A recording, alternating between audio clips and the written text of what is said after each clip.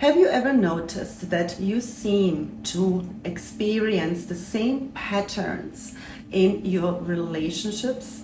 Perhaps men being intimidated by you. Maybe you have observed that your partners seem to always leave you for another woman. Maybe you attract constantly unrequited love or painful, emotional, intimate relationships.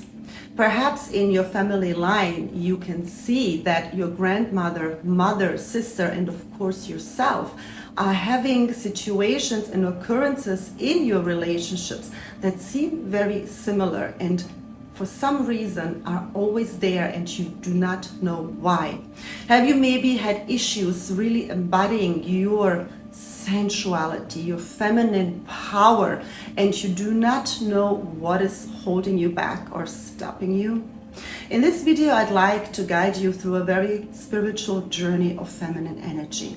Because when we women have these experiences and this pain, we tend to begin to fight it physically and mentally. But the feminine fights her battle in the spiritual, in the realm that is unseen, in the realm that goes beyond time and space, but that governs our physical experience here on earth.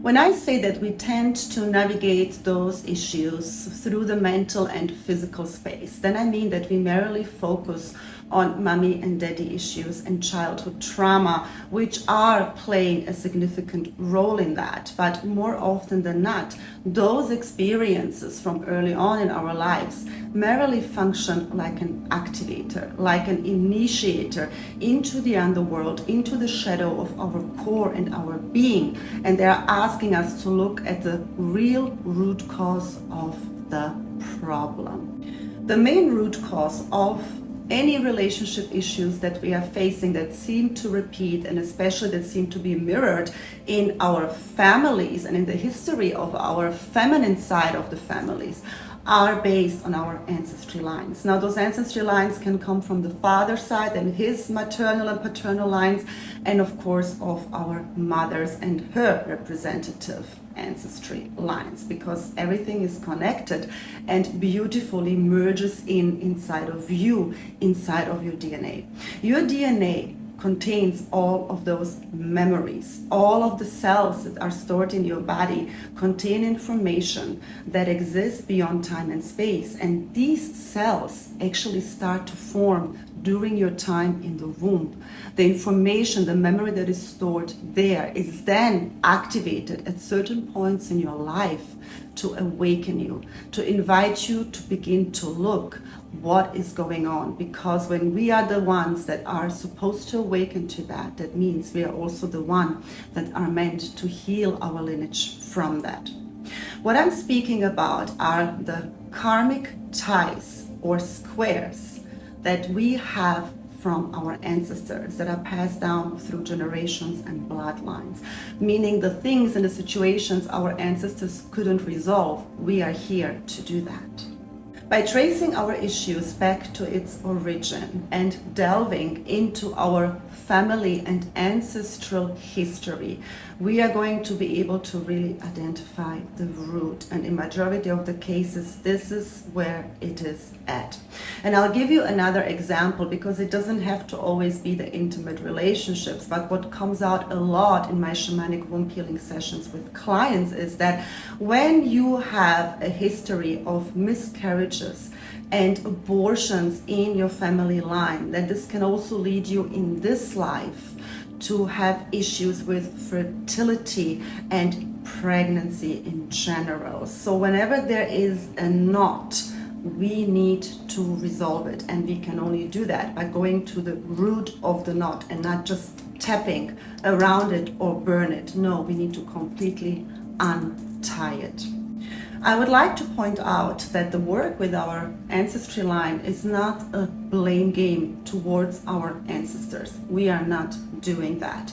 At any given moment in the here and now, we need to take 100% full accountability and responsibility for our own emotions actions, behaviors, and patterns, as well as wounds and shadows that we are having. But what this work does is to really connect us deep to our roots, to our heritage, to where we are from, to who we are, not just on a physical, but especially on a spiritual level.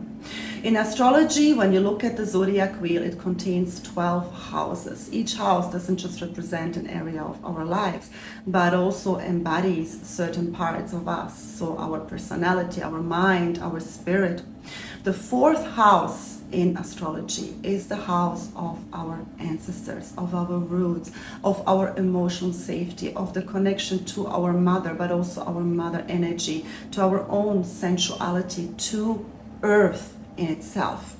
It's one of the psychological houses, together with the house 8 and 12. House number 1, 5, and 9 are the self houses, are the houses where we realize our full potential. But in order to do that, we need to go through the shadow houses first.